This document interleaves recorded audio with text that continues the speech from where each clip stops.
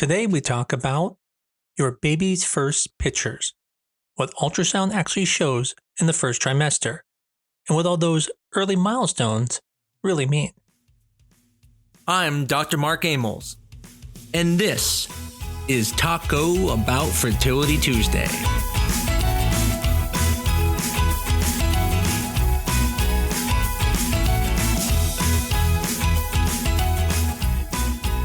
If HCG is a scoreboard, that tells us the game is on. Then ultrasounds are the highlight reel. They show us what's happening in real time. But one of the most important questions I get is, what should I see at each step? And just as importantly, what does it mean if we don't see it yet? So let's walk week by week through the first trimester and decode what you can expect from those early ultrasounds.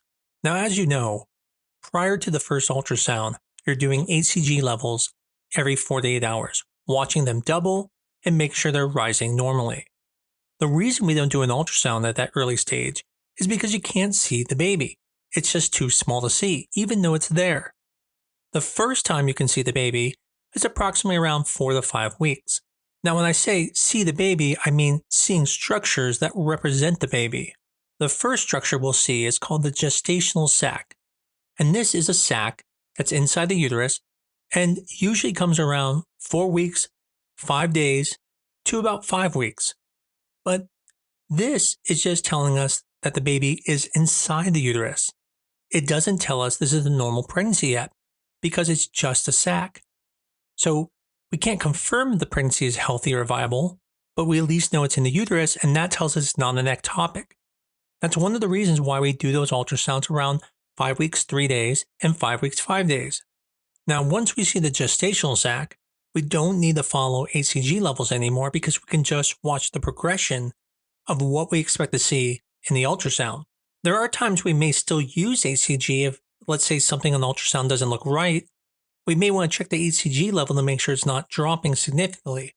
But once you see something in the ultrasound, at that point, that's the main way you're going to watch the pregnancy evolve. The next step is around 5 weeks, 3 days to 5 weeks, 5 days. And this is where the yolk sac shows up. This is a critical step because this is what tells you that this is a normal pregnancy. If the yolk sac was missing, then that may be a sign of something wrong with the pregnancy, such as a blighted ovum. So seeing it is a very important step. If you see a gestational sac and a week later you don't see a yolk sac, there is concern. Now, if you do a ultrasound, and let's say it's 5 weeks, 3 days, and you only see the gestational sac, you don't need to be worried. It just may be a little early and you're not seeing the yolk sac yet. However, if you repeat the scan in 1 week and you still don't see the yolk sac, at that point, that could be a sign that the pregnancy isn't developing normally. Now, what's the purpose of the yolk sac? The yolk sac provides nutrition until the placenta can take over. Think of it like the baby's lunch sac. Now, what's interesting is the size of the yolk sac can be too small and too large. It's more of an association than actual causation. But if it is too large, it can sometimes point to something that's wrong, just like if it's too small. But don't put a lot of emphasis on this because it's not a direct correlation. As I said, it's just a bit of an association. Now, the next step is exciting. This is around 6 weeks, and this is when we expect to see the fetal pole. Now, in the beginning, before there's a heartbeat, the fetal pole will look like a little line, and then there'll be the yolk sac. It kind of looks like a ring, with the ring being the yolk sac and the little line being the part where it would attach to your finger. Now, you don't have to be worried if you don't see a heartbeat yet. It could just be 1 day away. The only time we get worried about not seeing a heartbeat is when the embryo is measuring 7 millimeters or greater, and then it does worry us a little bit that we're not even seeing a flicker. But again, it's more of a concern, not absolute concern. Now, although the heartbeat can show up as early as 6 weeks, usually about around 6 weeks, 3 days, 6 weeks, 5 days, we tend to see it. Now, in the beginning, the heartbeat is going to be very slow. So if you come in on an early ultrasound, let's say at 5 weeks, 5 days, and there's a flicker, but the heartbeat is low, do not be worried. That's normal. The heart just started beating. So it takes time for it to climb up into like the 170s, 180s. And then eventually it actually starts coming back down. A normal heartbeat is usually somewhere between about 110 and 180. But as I mentioned, very early on, especially around 5 weeks, 5 days, it's not uncommon to see it in the 90s or even at 100. So the point is, if you see an early heartbeat, don't panic if it ends up being low. It will catch up. So at this point, you now see an embryo, you see a yolk sac, you see a heartbeat. Now you can take a big, deep breath. Although there are no guarantees that things will keep going, statistically speaking, it's a good point at this point. Over the next few weeks, mostly what's going to happen is increase in the size of the baby and increase organogenesis, where all the organs will develop. If you get to the point where you're at 8 weeks and still see a heartbeat and you didn't do any type of testing, your chances of a miscarriage are less than 6%. If you did PGTA testing, your chances are always less than 5% of a miscarriage. And if you get to 10 weeks, both the people who did PGTA and the people who did not do PGTA have the same chances of miscarriage at that point, which are both less than 5%. Now, this baby grows really fast. As I tell people all the time, a baby growing is faster than cancer growing. At about week 6, the baby is about the size of a grain of rice, maybe 4 millimeters at the most. By week 7, a week later, it's around a centimeter, about the size of a blueberry. By week 8, it's almost doubled in size, 1.5 to 2 centimeters. It's about the size of a raspberry. And by week 10, it's a small strawberry in size, around 3 to 4 centimeters. The point is, even a few days off can make a very big difference in what we see. Now, for many of you who undergone some type of fertility treatment, you're probably on some type of luteal phase support, such as progesterone vaginal suppositories or even progesterone injections. The reason is because the placenta is the baby's life support system, and it begins forming early but doesn't fully take over till around 10 to 12 weeks. So in those early stages, because people with infertility can have higher chances of luteal phase defects, we usually will give you progesterone. In the very beginning, you cannot see the placenta. But later on, what you start seeing is this thickening around the sac. And as it becomes more defined, near the end of the first trimester, you can then tell where the placenta is. So a lot of times people will ask me, well, where did the baby implant? The problem with that question early on is if you take a sandwich and you put a grape in between it and then you put both sides of the bread together, well, asking where it implanted is impossible. It's touching both sides. It's not until the placenta starts to develop that you can really tell which side it planted on.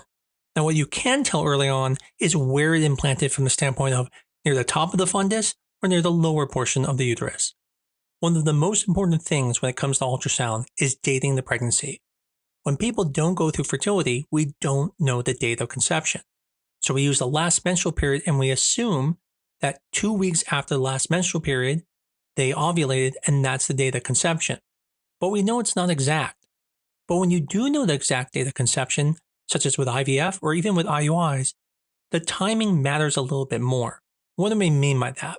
Well, if you got pregnant naturally and you went in for an ultrasound, and let's say you were 6 weeks, 6 days, and the baby measured 6 weeks, 1 day, if you were doing IVF, I would be concerned.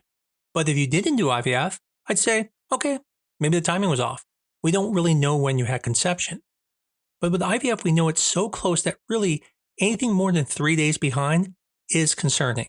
Now, when I say concerning, it doesn't mean that something's going to go wrong. It just means something isn't exactly right. We wouldn't expect to see that. And if it's 5 days behind, then I'm definitely concerned. The real question is the next ultrasound, did the baby stay the same amount behind or is it getting further behind? Getting further behind is definitely worrisome. If it stays the same amount behind, then that means whatever happened caused the baby to, let's say, stop growing, but from that point on, it's continued to grow at the same rate and it's always going to stay behind because it's already behind now. So the main point here is don't be worried if for some reason you're 6 weeks, 5 days and then measure 6 weeks, 3 days. That's completely normal, whether you're doing IVF, IUI, or getting pregnant naturally. However, if you got pregnant naturally, then the baby can be up to a week behind and we don't worry because we know the dating isn't as accurate. So now we're about week 11 to 13, and this is when ultrasounds become really fun.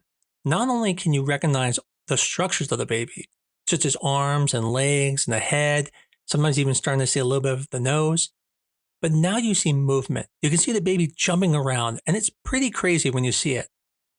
I always think about in the past when they didn't have ultrasounds and people couldn't see their babies move. I thought that's so crazy that they just didn't know anything that was going on in there and they just had to assume things were good.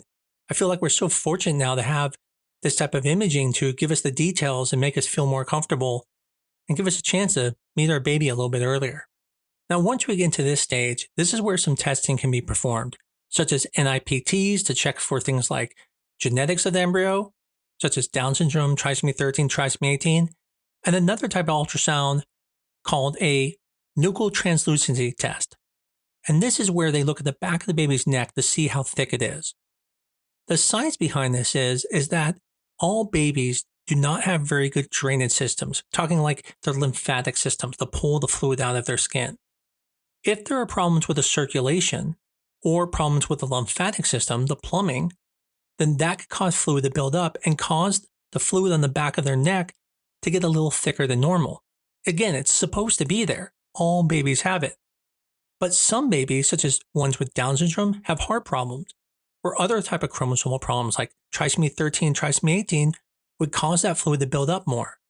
Now, if you have a thickened nuchal translucency, it doesn't mean that your baby's going to have a problem.